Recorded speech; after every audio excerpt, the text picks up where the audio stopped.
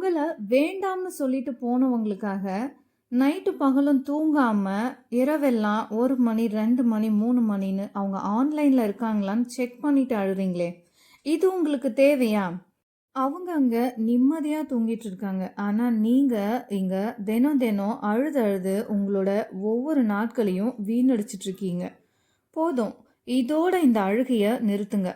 இன்னைக்கு இந்த வீடியோல உங்கள அசிங்கப்படுத்தினவங்களுக்கு, உங்கள மதிக்காம போனவங்களுக்கு, உங்க வெற்றியால எப்படி ஒரு தரமான பதிலடி கொடுக்கணும்னு தான் நான் சொல்லப் போறேன்.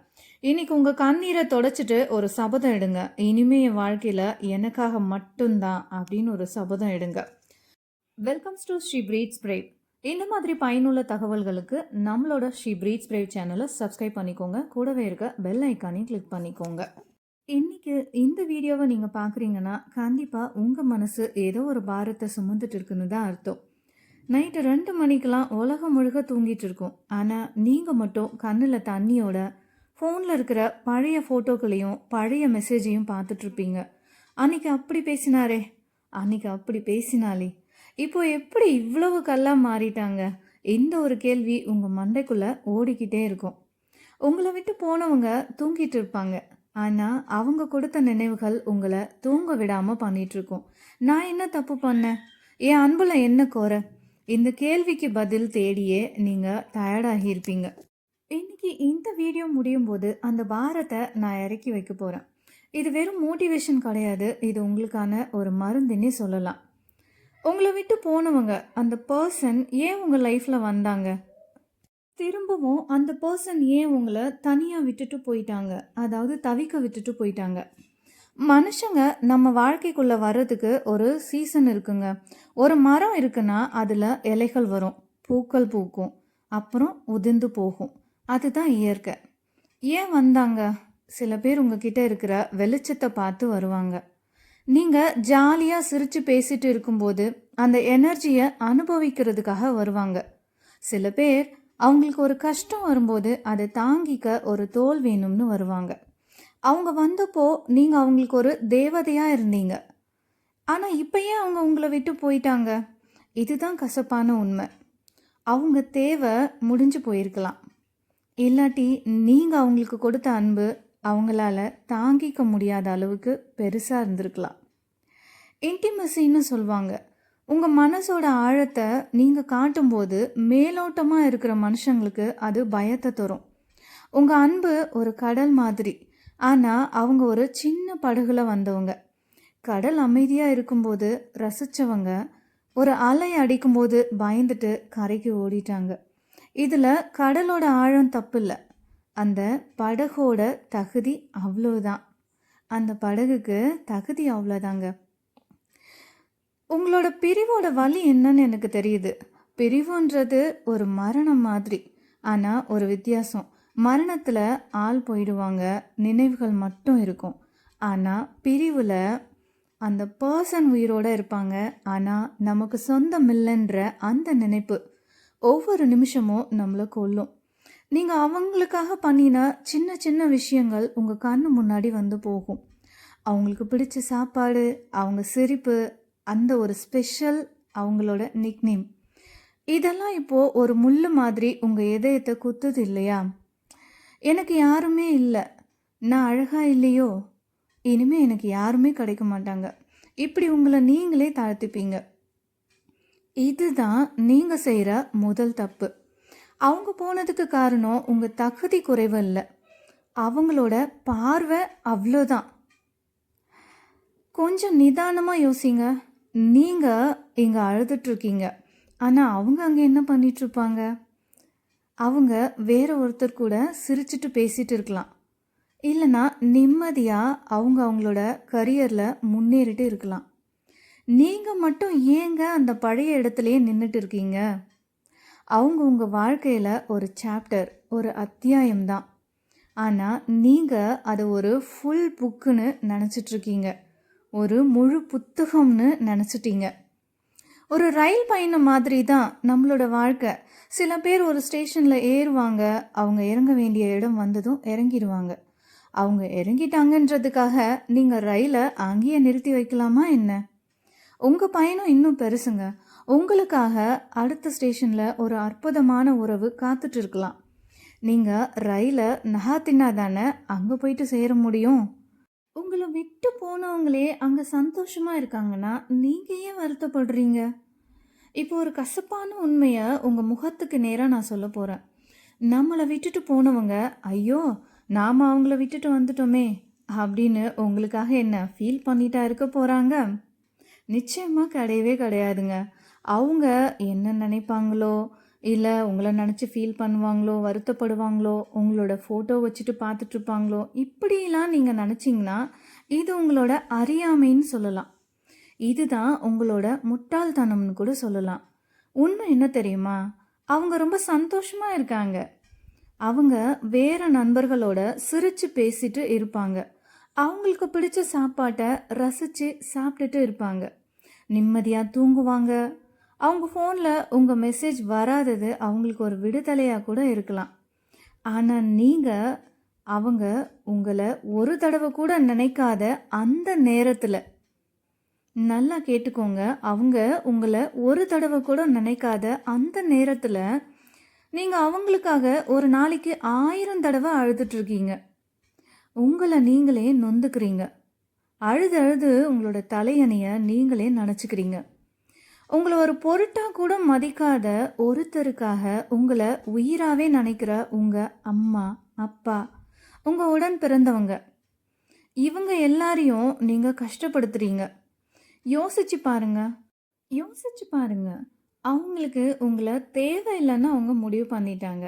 அந்த முடிவை அவங்க ரொம்ப ஹாப்பியா கொண்டாடிட்டு இருக்காங்க. ஆனா நீங்க மட்டும் ஏன் அந்த பழைய குப்பைய தோண்டி எடுத்து அதுல இருக்கிற வாசனைய தேடிட்டு இருக்கீங்க? குப்பை என்னைக்கும் என்ன நல்ல மனமா வீச செய்யும்? அவங்க உங்களை நினைக்கலங்கிறது தான் உண்மை. அந்த உண்மைய நீங்க ஏத்துக்கிட்டா மட்டும்தான் உங்க மனசு அந்த பாரத்திலிருந்து விடுபடும். அவங்க சந்தோஷமா இருக்கும்போது நீங்க மட்டும் ஏன் சோகமா இருந்து உங்க வாழ்க்கையோட பொற்காலத்தை வீணாக்கணும்? உங்க சிரிப்பு அவங்களுக்கு ஒரு பதிலடியா இருக்க வேண்டாமா என்ன? அதுக்காக அவங்கள பழிவாங்கலாம் சொல்லல. விலகி செல்லுங்க அப்படின்னு தான் நான் சொல்ல வரேன். நிறைய பேர் நினைப்பாங்க அவங்கள பழி வாங்கணும்னு சொல்லிட்டு. நிஜமான பழி வாங்குதல்னா என்னன்னு தெரியுமா? ரிவெஞ்ச்னா என்னன்னு தெரியுமா? அவங்க இல்லாமலேயே நீங்க முன்ன விட அவங்களோட இருந்ததை விடவும் ரொம்ப அழகா, ரொம்ப சந்தோஷமா, ரொம்ப வெற்றிகரமா வாழ்ந்து காட்டுறது தான் உண்மையான பதிலடி, உண்மையான ரிவெஞ்ச்னே சொல்லலாம். நீங்க அழுதுட்டு சோகமா ஸ்டேட்டஸ் போட்டுட்டு இருந்தா அதை அவங்க பார்க்கும்போது அவங்களுக்கு ஒரு ஈகோ, திருப்தி தான் கிடைக்குங்க. பாத்தியா, நான் இல்லைன்னா இவன் இப்படி தான் செத்து போயிடுவான், ஏன்னா அவனால் நான் இல்லாமல் இருக்க முடியாது அப்படின்ற ஒரு கர்வம், ஈகோ அவங்களுக்குள்ள வரும். அந்த நினைப்புக்கு நீங்கள் இடம் கொடுக்கலாமா? அந்த நினைப்புக்கு நீங்கள் தீனி போட போறீங்களா என்ன? அவங்க உங்கள் ப்ரொஃபைலை எப்போவாச்சும் எட்டி பார்த்தா அங்கே ஒரு அழகான சிரிப்பும் ஒரு தன்னம்பிக்கையான வளர்ச்சியும் தான் தெரியணும். அடடா, இவ்வளவு அழகான ஒரு மனுஷனையா, ஒரு மனுஷியா நம்ம மிஸ் பண்ணிட்டோம்னு அவங்க ஒரு நிமிஷம் வருத்தப்படணும். அதுதான் நீங்கள் அவங்களுக்கு கொடுக்குற ஆக சிறந்த ஒரு தண்டனையாக இருக்கும். ஆனால் ஒன்று மட்டும் தெரிஞ்சுக்கோங்க, அந்த தண்டனையை கொடுக்கணுன்றதுக்காக நீங்கள் வாழக்கூடாது. உங்களுக்காக நீங்கள் வாழணும்.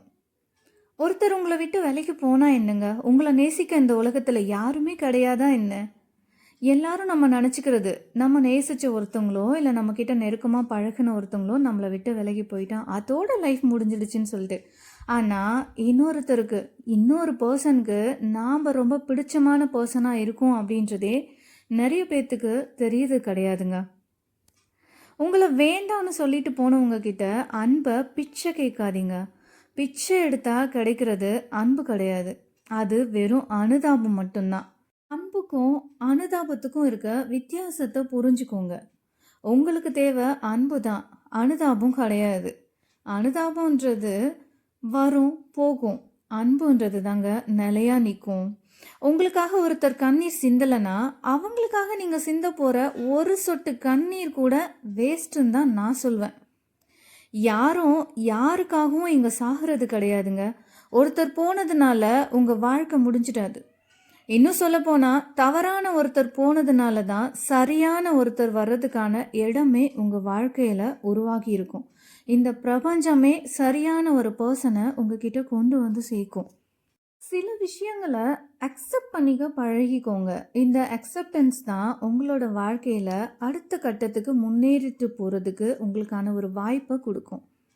அவங்க போயிட்டாங்க, இனி வரமாட்டாங்க. வரணும்னு வேண்டாதீங்க. வந்தாலும் பழைய மாதிரி இருக்காது. இதுதான் உண்மை. ஒருத்தவங்க உங்களை விட்டு போயிட்டாங்க, நீங்க வேண்டான்னு சொல்லி போயிட்டாங்க. அவங்க எப்படி திரும்ப வருவாங்க? சரி, ஏதோ ஒரு காரணத்தால திரும்ப உங்ககிட்ட அவங்க வந்தாலும் கூட இந்த உறவு முன்னாடி நீங்க இருந்த அதே ஒரு பிணைப்பை உங்களுக்கு கொடுக்காது. இந்த உண்மைய முதல்ல மனசுல ஆழமா பதிய வைங்க. ஒரு டைரி எழுதுங்க. உங்க மனசுல இருக்கிற அத்தனை கோபத்தையும் அழுகையையும் வலியையும் அந்த பேப்பர்ல கொட்டுங்க. கொட்டி அழுது முடிச்சிடுங்க. இத்தனை நாள் அவங்களுக்காக நீங்க வாழ்ந்தீங்க இல்லையா? இப்போ உங்களுக்காக கொஞ்சம் வாழுங்க. உங்களுக்கு பிடிச்ச ட்ரெஸ் போடுங்க. பிடிச்ச இடத்துக்கு போங்க. கண்ணாடியை பார்த்து சொல்லுங்க, நீ ரொம்ப அழகானவ. உன்னை இழக்கிறது அவங்களுக்கு தான் நஷ்டம், உனக்கு இல்லைன்னு சொல்லுங்க. இவ்வளோ ஒரு அன்பான பர்சனை இழக்கிறது அந்த ஆப்போசிட்டில் இருக்க பர்சனுக்கு தான் நஷ்டம்னு சொல்லுங்க. அவங்க சோஷியல் மீடியா ப்ரொஃபைலை தயவு செஞ்சு செக் பண்ணுறத இன்னைக்கோட நிறுத்திக்கோங்க. அது ஒரு விஷம் மாதிரி. இன்னைக்கு முக்காவாசி பேர் ஹீல் ஆக முடியாம போறதுக்கு காரணமே இந்த டிஜிட்டல் உலகம் தான் சொல்லணும். நிறைய பேர் சொல்லுவாங்க, நான் அவங்க கூட பேசலையே, வெறும் அவங்களோட ஸ்டேட்டஸை மட்டும்தானே பார்த்தேன் அப்படின்னு. ஆனா அந்த ஒரு நிமிஷ பார்வை உங்க மனசுல இருக்கிற ஆறாத காயத்துல ஆசிட் எடுத்து ஊத்துற மாதிரி தாங்க.